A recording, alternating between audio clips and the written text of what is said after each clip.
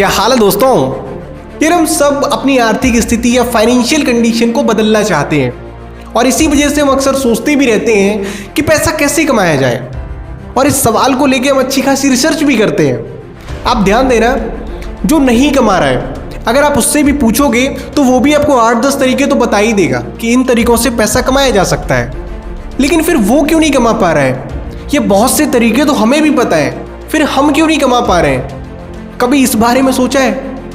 देखो, हम गलती क्या करते हैं, हम हमेशा इस बात पर ध्यान देते हैं कि पैसा कैसे कमाया जाए।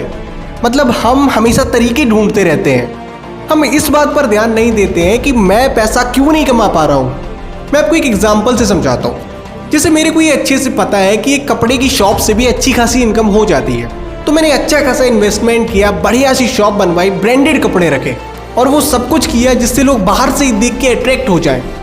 और फिर उसके बाद लोगों ने आना भी शुरू किया, लेकिन उन्होंने मेरे यहाँ से कपड़े नहीं खरीदे। वो आते थे, कपड़े देखते थे और देख के लौट जाते थे। पता है क्यों? क्योंकि अगर उनको एक टी शर्ट खरीदनी है तो मैक्सिमम 500 से 600 रुपए की लेते थे, और मेरे यहाँ शुरुआत ही 1000 रुपये से होती थी। अब शॉप ओपन करके कमाने का ये तरीका बुरा नहीं था, पर मैं क्यों नहीं कमा पा रहा था? क्योंकि मैं गलती कर रहा था। मैंने वहाँ के मार्केट को नहीं पहचाना, लोगों की डिमांड को नहीं समझा।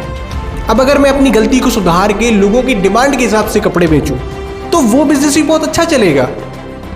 तो ऐसे ही तरीके बहुत से हैं।